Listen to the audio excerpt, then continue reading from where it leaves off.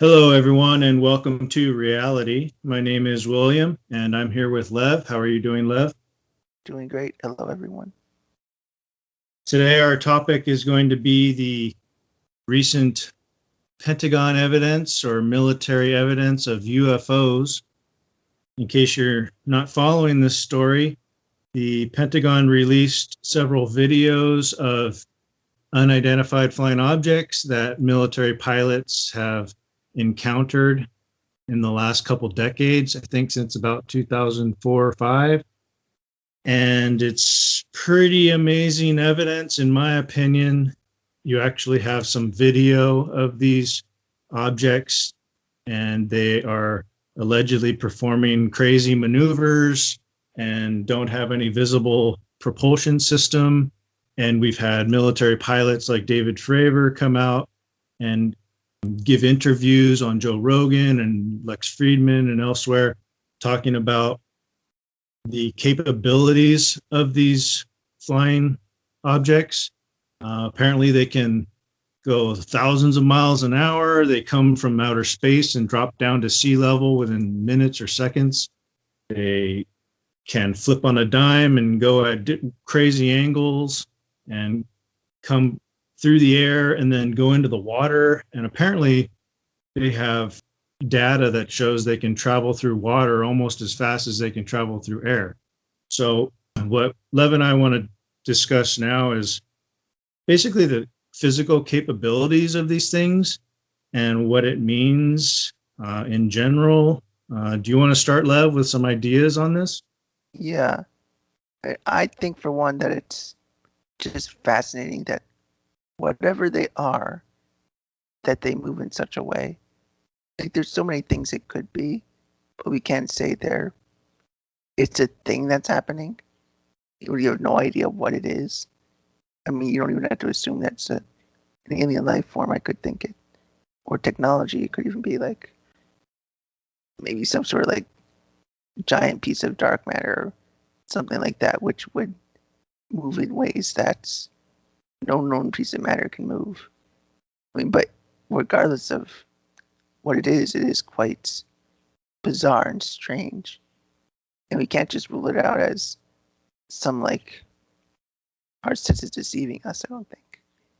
I mean, there's lots of things in reality that can appear bizarre and insane, but they might be rare, but they can be explained, like, say, meteors that kill all the dinosaurs, or even the existence of black holes is itself bizarre, but they are explainable, intelligible things. Like anything else in reality, these UFOs could be that way, but I haven't been following this case too closely. William, what kind of videos are you focusing on in particular?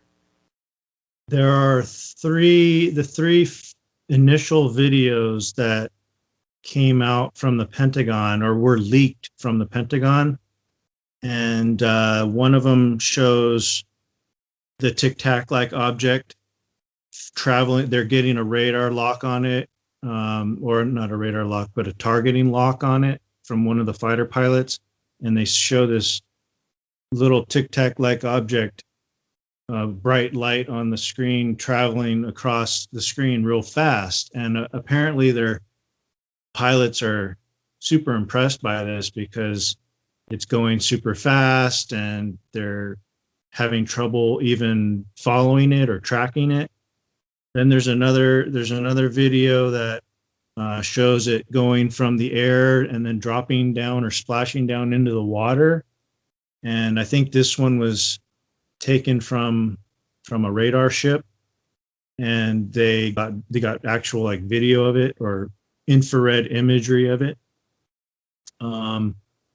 There are some other ones out there, but the ones that are most interesting to me are the ones taken by the fighter pilots and the ones from the bow of the ship that show weird movements. There's also one where like there's this triangular shaped object and it's kind of flashing.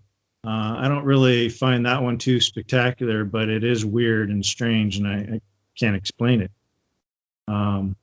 So there are other video images out there. There's another one from a fighter pilot that was taken during the daytime, actually, and it was taken from his cell phone camera. And if you zoom in on the object, it looks like this silvery disc with some appendages on the sides. And I don't know, it looks just super weird. And the pilot had never seen anything like it before. But I don't think in that image, since it's a still image, they didn't capture any strange physical capabilities. There's also radar data that they say they have of showing a cluster of UFOs surrounding one of the battleships.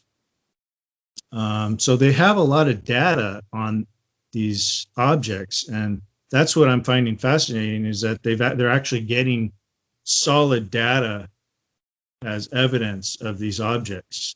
But what could we say about the objects beyond their weirdness? And like, I'm having trouble seeing how it could be really investigated. Like, I'm thinking about like the ancient Greeks before telescopes even. All you could do is use your eyes. You can't really conclude that much about astronomy other than things are beyond your reach. There's not much you can say. I mean, do you think you even could say anything based on our capacities as with their technology right now anyway?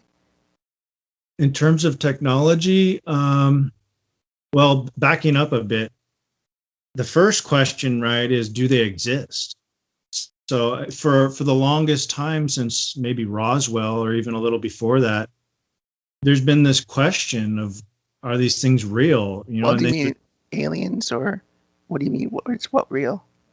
Whether it's an actual unidentified flying object or if it's just a weather balloon, you know, weather balloon, yeah. There's all these explanations that have been given for the strange phenomenon that people have been experiencing for decades now. There's been this open question of, is this real? Like, are they really unidentified flying objects? Or is it just something that people are evading the real reason for why these things exist? Sure. Like, they're evading the evidence that it's a weather balloon. So I think that what we have now is pretty hard evidence that there is something out there that we don't know. We don't have an explanation for it. So that's number one, is that UFOs exist, which hasn't been a big question in the UFO community, of course. They've accepted this for decades, but for the person who's not into this sort of conspiratorial ideas, we've kind of rejected that idea and said, well, UFOs aren't real, and you know, there's explanations for these things.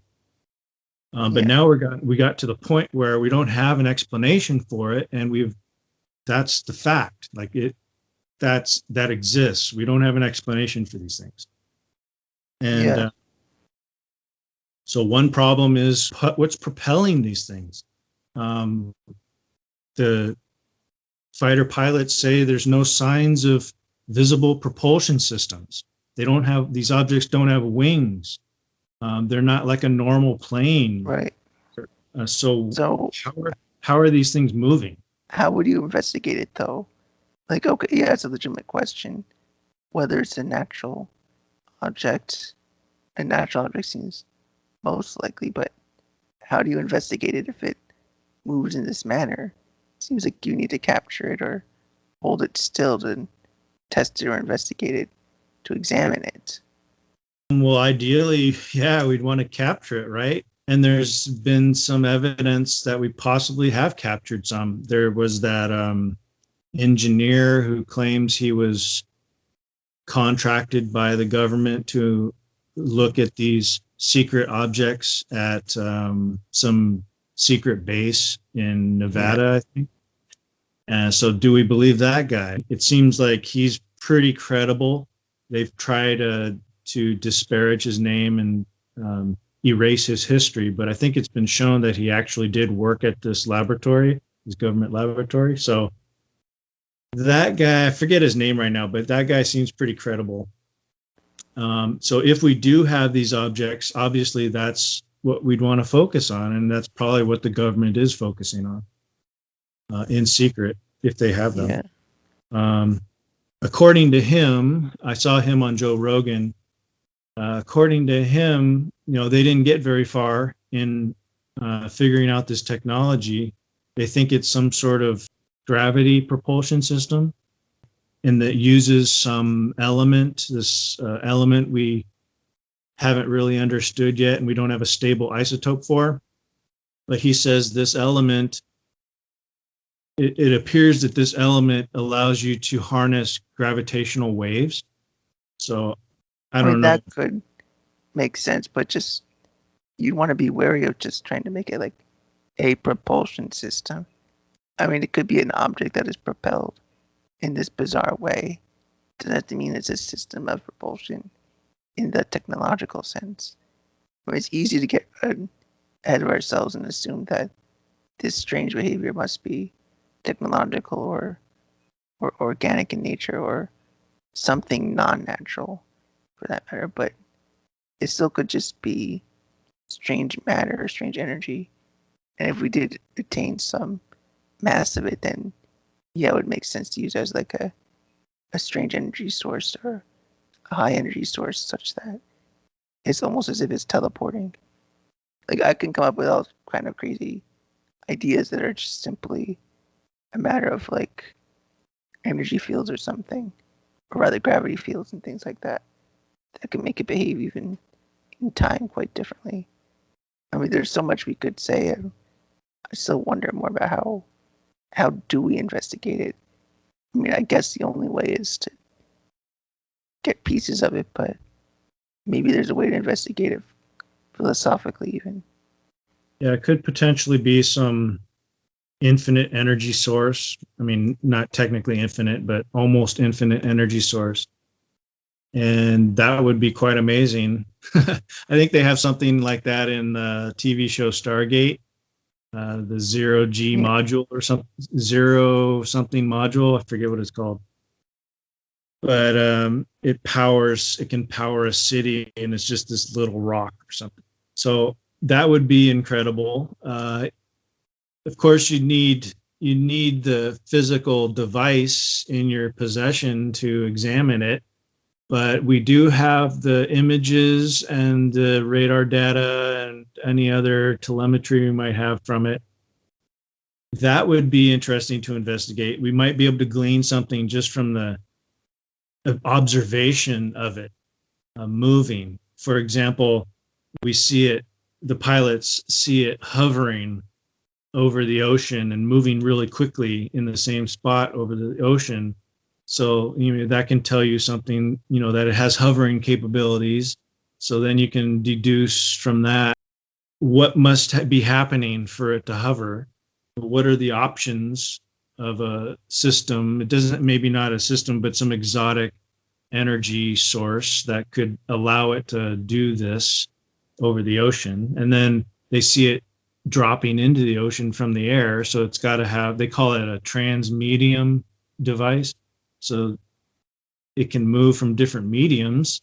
So we got to figure out, so it's got to be like watertight and I guess airtight. So what kind of substance will allow it to do that, to have that capability? So basically it'd be deduction from the evidence, I guess. Yeah. I'm thinking though, there might be more empirical evidence out there. I mean, maybe there's some way to connect with observations. Like I know ancient observations of angels and whatnot. I mean, angels aren't even like humanoid. Usually some kind of light or they're incomprehensible, can't be understood, or they're described as having thousands of eyes, things like that, something completely non-humanoid. I wonder to what extent we can use ancient observation, because those are clearly not standard observations, nor are they typical, even probably hallucinations. I mean, people might say, oh, that they're on an acid trip or something, but it seems like there's consistent enough observations of the sky and apparently undescribable things that it seems worth trying to investigate this further, whatever it might be. Yeah, I think that takes us into the speculative realm. Sure. But it is an interesting connection. And I noted elsewhere that the word angel basically means messenger. Mhm. And if these UFOs are here to spread a message of some sort, perhaps they've been trying to communicate with humans for potentially centuries. Maybe more primitive or more ancient humans couldn't understand what was going on or what they were seeing. So they misinterpreted UFOs as, angels from heaven sent by a god or superpower, or they misinterpreted them as like a light from heaven, Right. from God, or something like that. And so that's why we have all these stories and myths of angels coming down from heaven in some sort of fantastic light and Yeah. trying to talk to them or communicate. That's always where my imagination wants to go.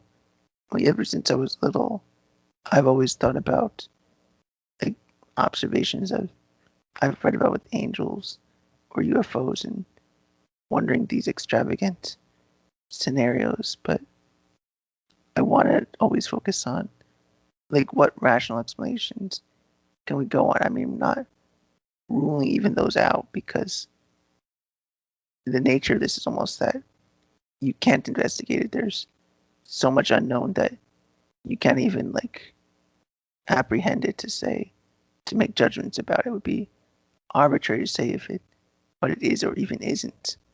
It's just like there's things that move and that's all I can really say. Like I'm trying to think of like how could even you and I investigate it? I mean, like Aristotle could investigate the nature of the senses without having a microscope and just looking at animals. Like, wonder what we could induce from what we observe, not just deducing, like you were saying about like different, say, isotopes or different elements and whatnot. I think if you see it, so let's imagine you or I being clear-headed, rational people. If we see something, if we were to see a UFO just come up on us in a plane and do these crazy things like the pilots are saying, we would probably believe, our eyes. We would believe what we're Right. seeing. And then we'd have to cope with it. We'd have to be like, we have to ask ourselves, well, what could possibly cause this? Yeah. And then, so one theory is, well, I've gone insane. I've had a psychological break, or I'm unaware of some technology or some species that can create this thing. I'm unaware of some physical law that will enable this to happen. You go to either psychosis or ignorance, I Yeah. think. And then so you'd have to test your psychosis. You'd maybe go to a psychologist and see if you're crazy. But then the psychologist hasn't seen it, so they probably don't know what to think. But then you can test yourself other ways. Are you crazy in other realms of your life? Are you doing crazy things with food, or eating dirt, or like doing stupid things? So I think there's ways to test whether you're psychotic. And if you Yeah. rule that out, then you got to go to science and try to figure in logic and reason and try to figure out what you observe. Yeah. I mean, just my own observations. I just think of how, like, if there's a thing that moves this way, I mean, it's almost even if it just seems more sensible to talk about natural objects that move strangely rather than something sentient. Or even just starting at that level, should we decide is it sentient or not? Can we decide that even from these videos or observations? Like, is it a clear-cut answer? Or would it be like seeing, like going a caveman seeing a computer and it might look natural, even though, like, you could say it's natural or created, and there's no way they could know. What would you say about that? Yeah, you have to ask yourself, how certain are you of particular natural laws?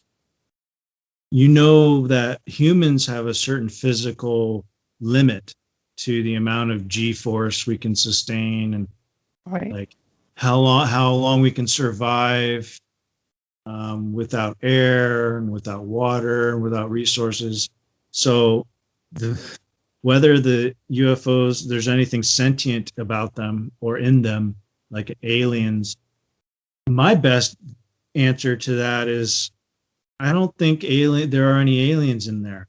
I think it's an AI machine, possibly created by humans or possibly sent by an alien civilization long ways away in some other world.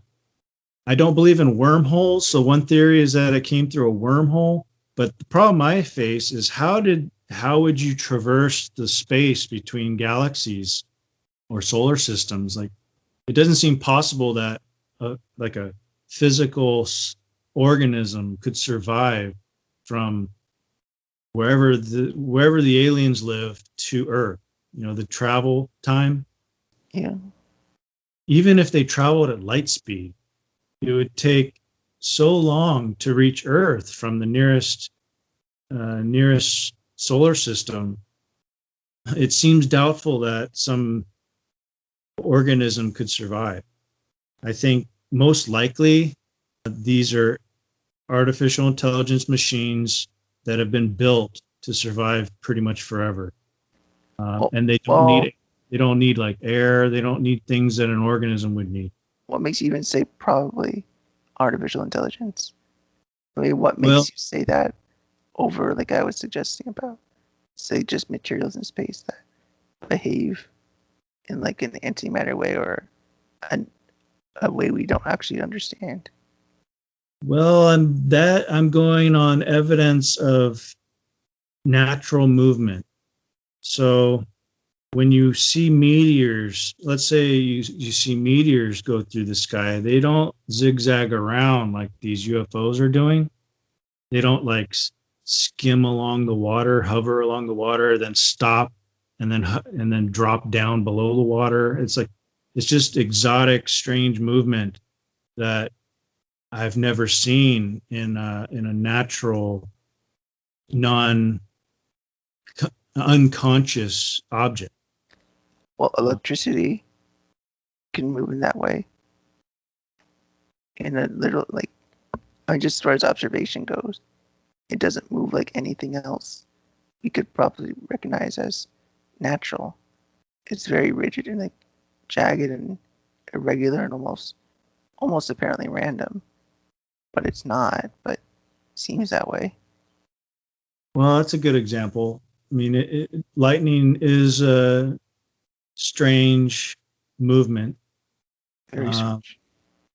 Well, the other factor is that these objects have a very smooth surface shape, and they appear to be made of metal.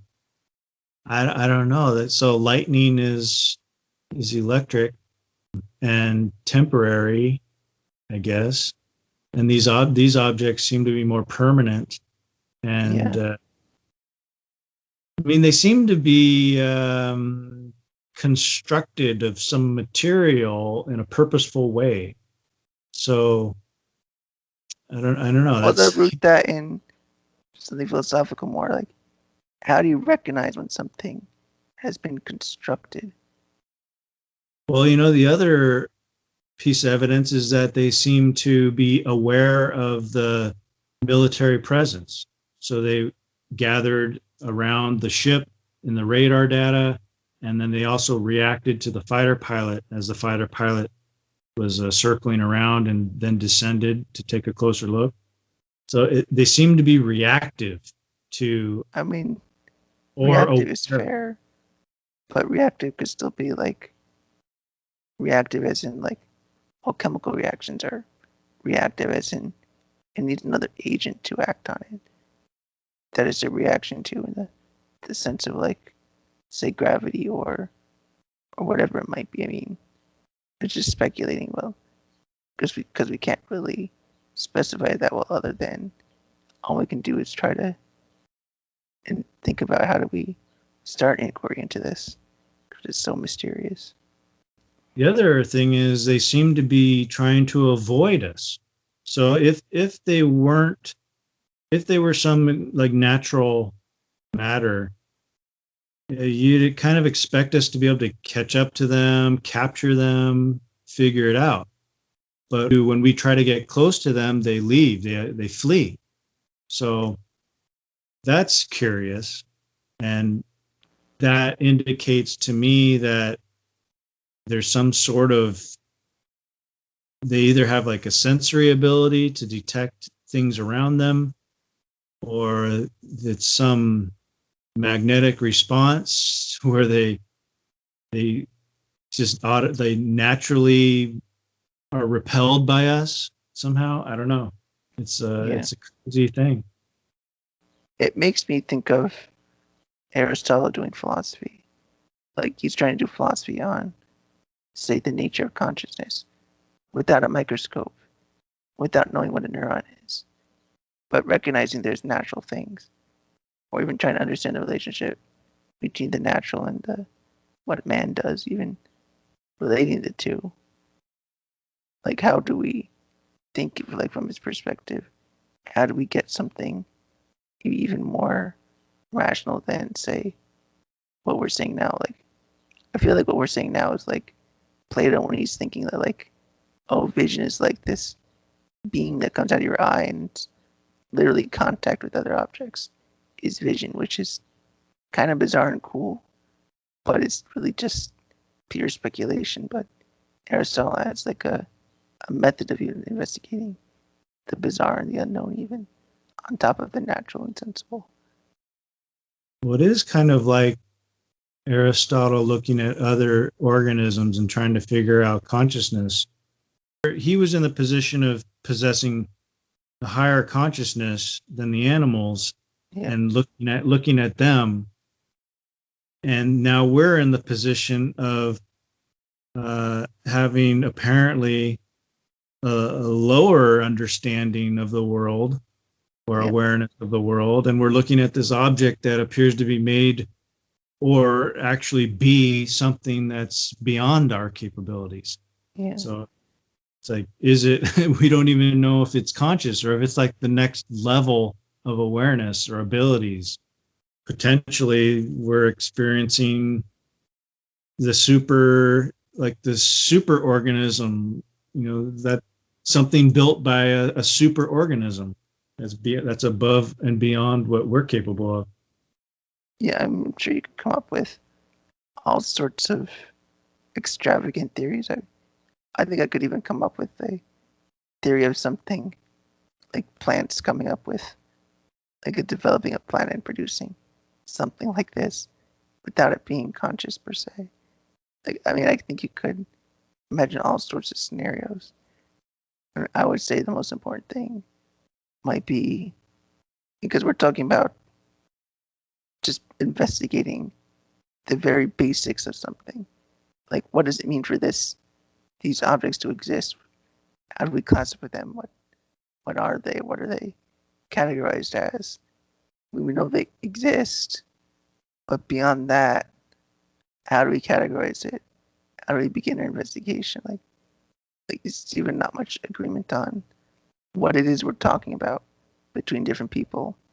Like some might want to say, oh, it's aliens from another planet with giant eyes, or you might just say it's AI, or you might say that, like I'm saying about like natural standard objects. I mean, we don't even know enough to say whether it fits in those classifications, it seems. Well, I don't know. What do you think about the evidence leaning towards AI? Because I think if there were actual aliens in these objects coming from another world, they would have at some point by now tried to make contact with us. They would have landed, they would have contacted somebody, or they make their presence known somehow, it seems to me that either the aliens didn't come with the machines, or they came with the machines and died off a long time ago. Or if they achieved immortality, they're hiding, and I don't know why they would be hiding. Maybe you could come up with some theories for that. Maybe they're a sea creature and they live in the ocean far below the surface, and they don't want to be bothered because we're primitives and they don't want to deal with us. Well, as a thought experiment, sort of, if I'm projecting out the human race, say until infinite time, let's say like as time increases, what would develop? Right, it doesn't seem like it would matter what planet it was or anything. If you're a trajectory of development of furthering the existence of something, it will keep. I think evolution would be natural, or at least the nature of that species would grow and grow if it's living, if it is alive. It's just assuming that just any human. Like, what development could we expect since we had the capability technology and all that? In what way would we develop? Would we just straight develop as stay where we are? But I think we would incorporate technology into our biology even more until like grab infinite time, until at some point you're not really biological anymore. And I could even foresee like becoming a being that was itself apparently unnatural, but also sentient, but not really any of those things because it's extended itself into some sort of non-biological entity that can just move by the bizarre laws of whatever physical nature it's made out of, until something like this, that it exists in like some pure or simple state where it just moves around and we don't understand what it exists for, but it exists nonetheless, and it wouldn't land either because it's just like not even part of its nature to investigate or come into contact with anything on a planet. And that's just a thought experiment from just reasoning out if people continually developed the technology and incorporated it into their bodies, we would almost become something like this eventually, I think. If it were something biological or something like AI, I wouldn't even, I think it'd be beyond the classification of AI or biology. If it is something like a biological based machine, you have to ask, would it still have free will, or would it be a program? If it's a program, a highly sophisticated one, then it has parameters or limitations, and maybe it's not programmed to interact with us. It's programmed to survive, to carry on, to like replicate or something like that. And maybe it decided long ago that interacting with us, contacting us was not a good idea. Let's say we were to become these biological based robots, and we were to figure out how to survive the distance of space and make it to the next world. If we were the ones programming these machines or programming ourselves, what would we tell ourselves to do if we encountered a new civilization on these worlds?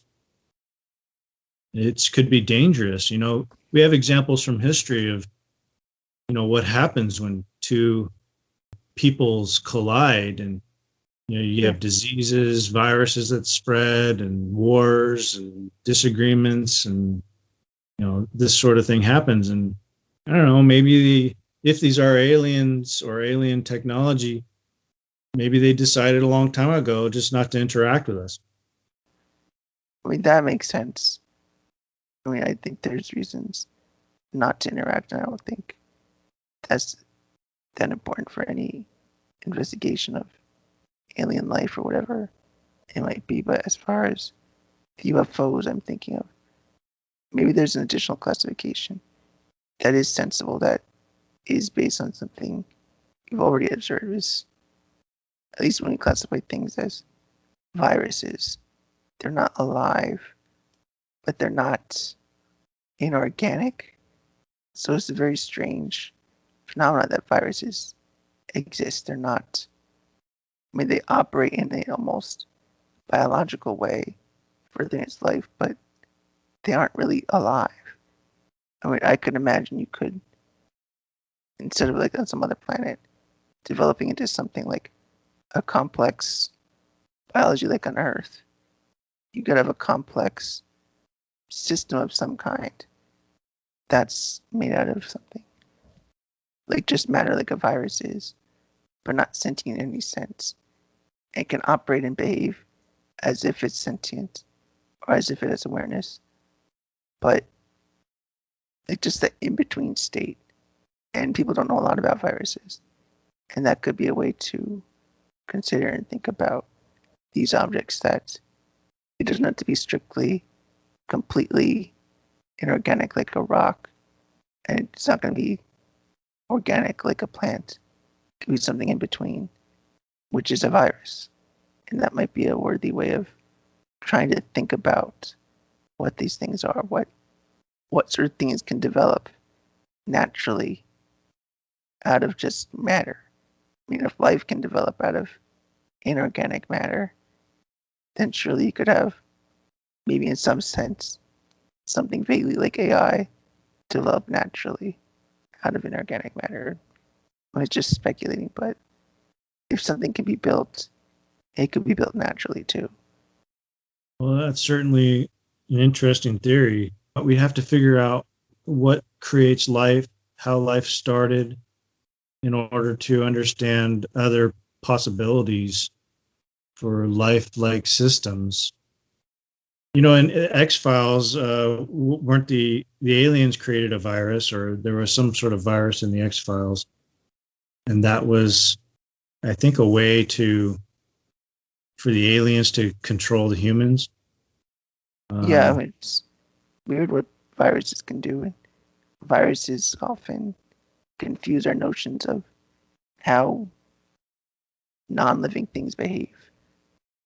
Well, I'll tell you another wacky idea I had is that, let's suppose there are aliens in these UFOs, and they arrived here a long time ago, like in ancient times, and they initially tried to communicate with us. Maybe they had some like holographic technology, or they were actual aliens appearing to humans and delivering messages, and they were so smart, they figured out our language and everything. But when they tried to communicate with us, we misunderstood, and we mistook them for these supernatural beings, and then we created religion around them, kind of like in the movie Stargate, where you got these very powerful aliens, and then the Earthlings think that they're gods, so they start worshiping them as gods. But the aliens decided, well, this wasn't working out. This isn't what they wanted to happen. And they realized it was impossible to communicate with such a primitive species. Sort of like if we were to try to like communicate with dogs or something, and we just end up being their masters. You know, dogs are basically slaves to humans now. So humans became slaves to the aliens. And the aliens then decided, this isn't right. We don't like this. And so they decided to leave us alone and figure it out until we evolved and became smarter, you know, to understand what was going on. That's kind of my theory of my wild theory of why maybe they're leaving us alone if there are aliens here. Yeah. And why they're hiding. It's so much speculation, I think. That's almost all we can do. It's so hard to think about it. Yeah, I don't like speculating like that because it's just wild fantasy. Yeah. It's good. It's good for fantasy and science fiction stories, but if we were to stick to the evidence, I don't think we can go beyond two possibilities. It's some foreign technology that we don't understand, or it's some exotic technology from another world that we don't understand. I mean, then you present another theory that it's some natural phenomenon that we don't understand. Yeah. And so I guess we have three basic ideas there. Who's to say which one is right? Yeah, it would take a lot of investigation, I think. But I mean, I think it's worth thinking about. It's just even a question of how do you investigate the world, period. And it's worth thinking about. I think we've talked about this so much that we might need a part 2. So thanks for listening, everyone. We hope to talk about more of this in the future. Bye, everyone.